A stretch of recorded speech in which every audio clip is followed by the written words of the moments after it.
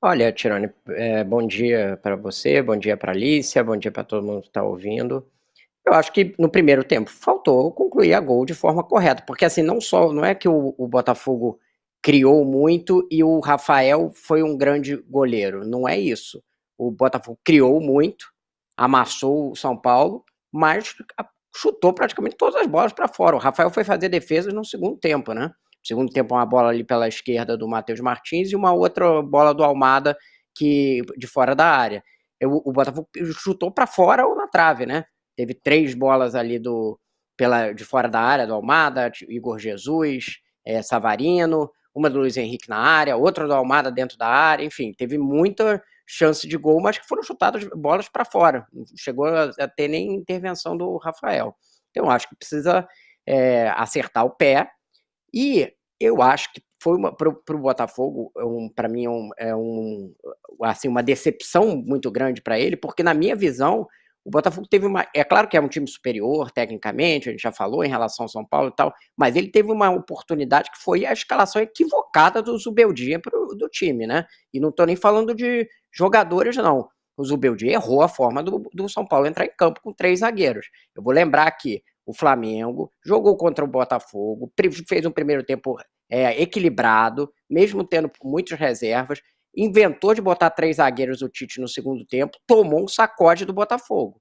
Ou seja, já tinha o sinal de que jogar com 3 zagueiros contra o Botafogo e dar o meio de campo, que o Botafogo é um falso time de 2 pontas, digamos assim. O Savarino vira um meia, então o meio de campo do Botafogo fica todo ocupado. Marlon Freitas e Gregory são super competitivos. Aí você tem o Almada, que é o condutor do time, e o Savarino, que é um ótimo jogador. E o São Paulo tinha quem? O Luiz Gustavo e o Bombadilha. O Luiz Gustavo já mais veterano, apesar de ocupar bem a área. E o Lucas completamente perdido ali, amassado entre os volantes do Botafogo. Então o Botafogo ele domina o meio de campo. É porque a conclusão das jogadas, digamos assim, quando chega perto ali da área, não gosto de falar esse negócio de terço, mas enfim, quando chega perto da área, a bola vai para a lateral e ela é concluída dentro da área, mas o domínio começa pelo meio de campo. E o Zubeldia deu o meio de campo para o Botafogo. Significa que o Botafogo não ia ser dominante dentro de casa? Não, provavelmente ia ser dominante de qualquer jeito. Mas a forma como o Zubeldia escalou, ele deu muito espaço para o Botafogo num setor de campo que tem muitos jogadores talentosos. Por isso, a justificativa, a gente falou aqui das finalizações, né? Na verdade, o Botafogo teve 11 no primeiro tempo e 11 no segundo tempo. Só que no primeiro tempo as chances foram muito mais claras, né? O Almada estava dentro da área, o Luiz Henrique estava dentro da área. Essas bolas mesmo de fora da área mostram como estava desprotegida. A zaga tinha muito. Você olhava para a zaga para o time de São Paulo, tinha um monte de zagueiro ali. Só que na entrada da área estava desprotegido. Nas laterais, o Wellington estava sozinho na esquerda com o Vitinho, que deu um baile nele, o Vitinho e o Luiz Henrique. Então o time, se você olhar a coletiva do Zubeldia, depois ele falou assim, fizemos os ajustes e tal, não sei o quê. Ele não quis dizer muito bem quais eram os ajustes, mas na verdade ele estava corrigindo o erro que ele cometeu. No segundo tempo, ele muda a forma de jogar, mesmo antes de trocar e botar o Wellington Rato, né? Ele coloca o Alan Franco para jogar de lateral direito e faz uma linha ali de 4 e começa a ocupar mais o meio de campo, com o Rafinha também jogando no meio de campo, e aí ele começa a dar uma travada no Botafogo. O Botafogo ainda foi superior e tem esse fator físico que a Alicia falou, o próprio Arthur Jorge comentou isso, que o time sentiu um pouco o físico, porque fez um primeiro tempo muito intenso, normal, mesmo um Botafogo físico como esse. Você faz um primeiro tempo avassalador, dominando, tirando todas as bolas do adversário, e não consegue fazer o gol, você tem alguma queda física no segundo tempo. E aí eu também acho que o Arthur Jorge, na minha visão, cometeu um erro ao tirar o Luiz Henrique, porque é o jogador que no 1 contra 1 ali do Botafogo ele desequilibra muito, ok, depois ele mais na frente colocou o Matheus Martins e tal, mas eu acho que quando ficou ali Tiquinho e Igor Jesus, que ele ficou muito numa aposta de ter 2 centroavantes ali, eu achei que o time caiu muito de produção também por esse fator do São Paulo ter se ajeitado ali, né? Depois entrou no Rato, foram entrando jogadores, o jogo ficou mais equilibrado, mas ainda assim, se você olhar o segundo tempo, ainda assim o Botafogo foi um pouco superior ao São Paulo. É que a discrepância do primeiro tempo foi tão grande que você acaba falando assim, não, acabou ficando equilibrado no segundo tempo e tal, não sei o quê, mas o Botafogo ainda concluiu mais, teve chances, que a do São Paulo foi uma chance clara ali com o Caleri, né? Com a bola do Michel Araújo. Mas se você olhar, o Botafogo teve mais volume. Mas dificilmente o Zubeldia vai repetir o erro de botar 3 zagueiros, então dificilmente o Botafogo vai ter tal domínio. Ainda está completamente aberto, porque é um time superior tecnicamente, tem mais jogadores bons, tanto no meio de campo quanto no ataque em relação ao São Paulo, o Botafogo, então continua a ser um jogo, mesmo com o Morumbis, com clima de Libertadores e tal, eu aposto sempre numa coisa do melhor time. O melhor time hoje é o Botafogo. Agora, desperdiçou um tempo que certamente não vai ter de novo, nem no jogo de volta. Pode ganhar do São Paulo, no Morumbi e tal, não sei o quê, mas certamente não vai ter a facilidade de criação que teve nesse primeiro tempo. Tanto que já não teve no segundo tempo, né? Vai ser um jogo ali renhido e tal, que pode ir para o Botafogo, pode ter esse clima. Agora, o São Paulo também precisa jogar bola ofensivamente, né? Teve uma chance clara e um chute do Luiz Gustavo, salvo engano. É muito pouco, né? Sim, o São Paulo foi muito pouco. Essa foi a chance do São Paulo, jogou aquele lance do Caleri, que ele perdeu o gol. Repito, Caleri e Luciano, dois dos principais jogadores, muito mal os dois. O Rafael falou na O zona Lucas, mista. né? O Lucas, desculpa. O Rafael falou na zona mista sobre o São Paulo, aquela frase que eu adoro, entre aspas, o time soube sofrer. Vamos ver o que o Rafael falou também. O Rafainha falou isso, vamos ver o que o Rafael falou. Eu acho que pela boa marcação do Botafogo na saída de jogo, e aí acaba que eles têm jogadores muito rápidos, e aí eles acabaram também ganhando um pouco as bolas, as segundas bolas, né? A primeira bola ficava em disputa, tanto no campo deles contra nós, mas aí a segunda bola sempre acabava caindo no pé deles, e aí eles vinham atacando com intensidade. É um time de ataque muito veloz e rápido, mas eu acho que tem que ressaltar que mesmo tendo essa dificuldade no primeiro tempo, nós conseguimos neutralizar, defender bem. Nós vamos ter que passar por momentos na competição que nós vamos ter que defender, saber sofrer, né, na linguagem do futebol um pouco, e eu acho que aí foi importante isso, a gente se defender bem, para que aí sim no intervalo a gente pudesse fazer alguns ajustes, e eu acho que isso melhorou muito os ajustes que nós fizemos, e a gente já voltou para um segundo tempo muito mais equilibrado. Tá aí, o Rafael falando, sim, o básico, né? Jogou o primeiro tempo, a pressão, tal, e o segundo tempo melhorou um pouco. Essa impressão do melhorou um pouco que o Rodrigo falou, o que ele falou tem sentido, né, Alicia? Não dá para achar que o fato de ter melhorado um pouco, o time está exatamente bom, né? Porque o primeiro tempo foi muito ruim. E a pergunta que não quer calar, se vai ser o suficiente para o jogo de volta no Morumbi. O São Paulo saiu com a sensação de vitória, mas o jogo está 0-0, né?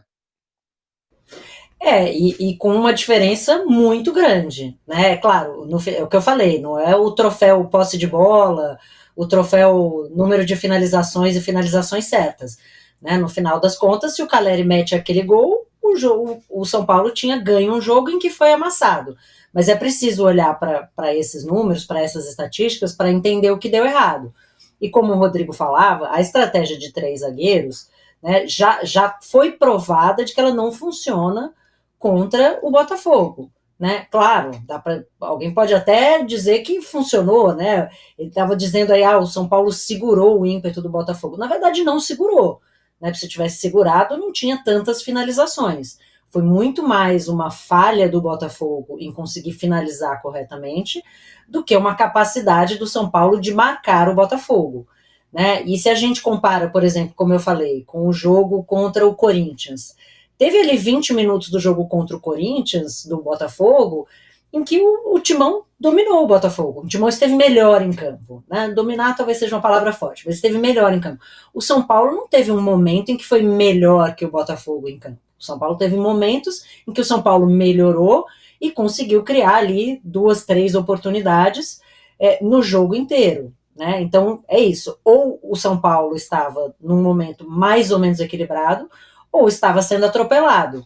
Por sorte, nesse momento em que estava sendo atropelado, não tomou gol, né? Mas eu acho que o saber sofrer, ele precisa servir de lição para você não precisar sofrer de novo, né? Porque numa segunda oportunidade pode ter um pouco menos de sorte.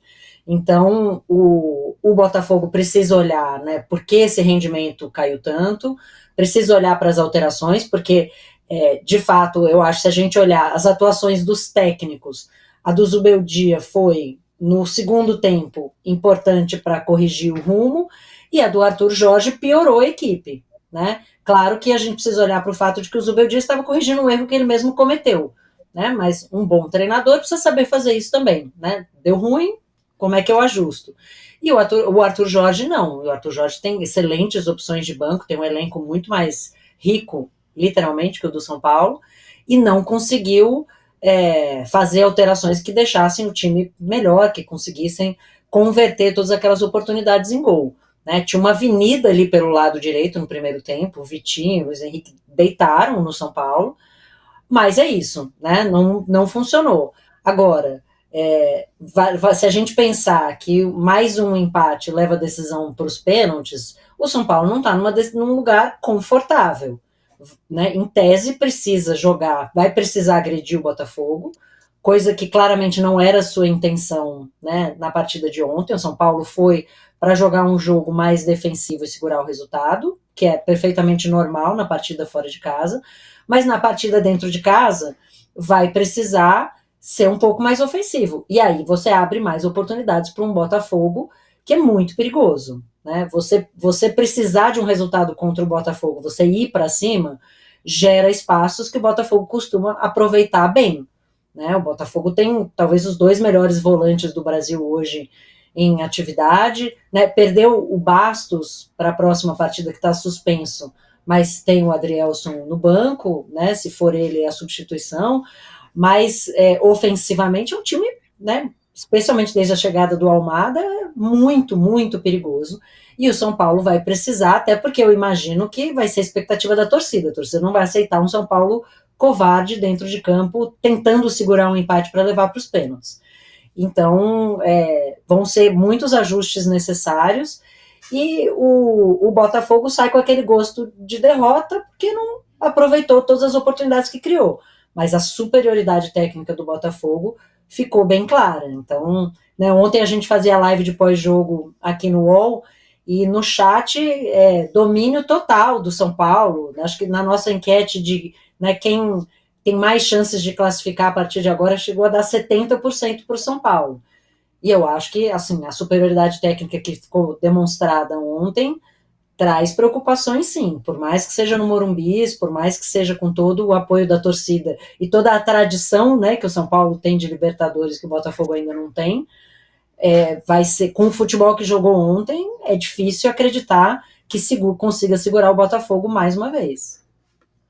Então, é isso, né, Rodrigo? Na verdade, não dá para fugir do seguinte questão. Estamos falando de um time tecnicamente muito melhor do que o outro. O time do Botafogo é muito melhor do que o time do São Paulo, inclusive também porque gastou muito mais dinheiro do que o São Paulo. O São Paulo não tem dinheiro, o Botafogo tem. Então tem muitos jogadores bons, então do ponto de vista técnico vai ser sempre uma derrota. Onde o São Paulo pode ganhar o confronto? Na estratégia, ser estrategicamente melhor. É isso que muitos São Paulinos estão falando. Não, o nosso jogo tem que ser esse, porque na técnica a gente vai perder porque o Botafogo é melhor. Tem uma coisa impressionante desse time do São Paulo, que tem a melhor defesa na Libertadores, né? Tomou 3 gols apenas, sendo que 2 deles ainda quando era o Carpini. Mesmo com os erros de escalação no primeiro tempo, o São Paulo toma muito pouco gol, né? E isso pode contar bastante. Mas nas suas fichas, você estaria como no confronto de volta? Para mim está quase 50%. O São Paulo tem um pouquinho de vantagem porque joga em casa, mas só. Olha, Tironi, eu não sou muito de dar previsão, mas eu diria que está equilibrado. E a gente tem que lembrar que o Botafogo jogou com o Palmeiras, que é um time mais forte do que o São Paulo, e jogou muito bem no Allianz.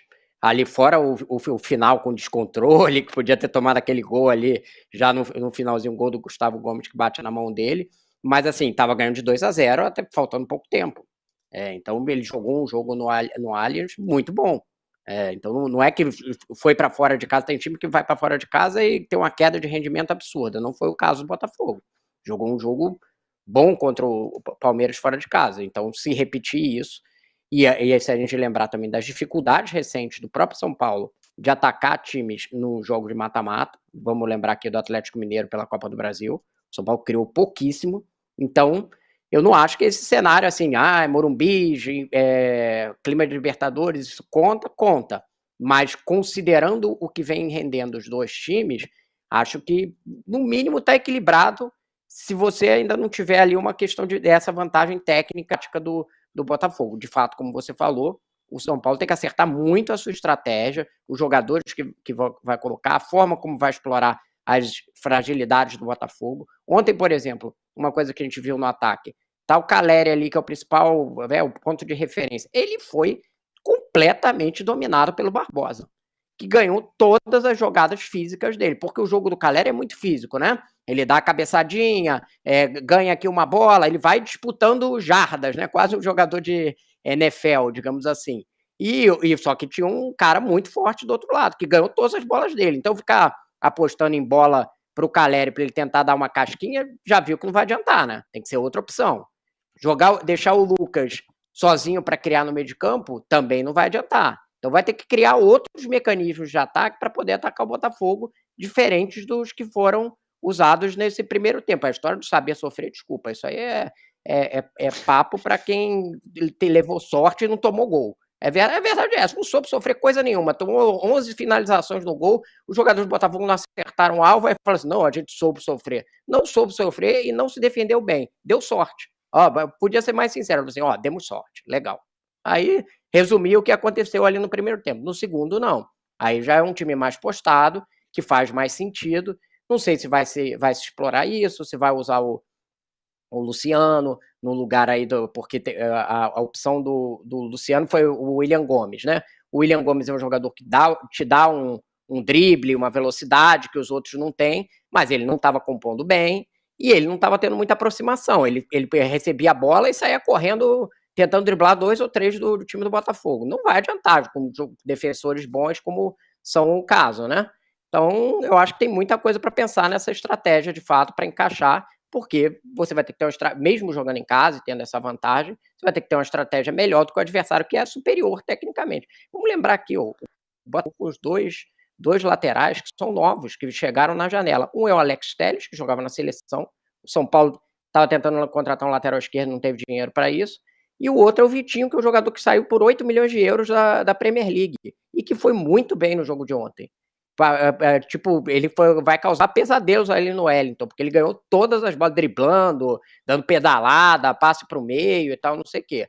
Então, assim, a diferença que você vê técnica é significativa. Então, só um estádio não é suficiente para reverter isso. Acho que o que você tem que ter é uma estratégia muito acertada de como você vai atacar o Botafogo e como você vai também impedir que ele explore suas principais qualidades, né? Que é esse meio de campo que vem tocando e depois as jogadas vão para a ponta e os laterais ficam perdidos, enfim. Essa mobilidade toda do Botafogo.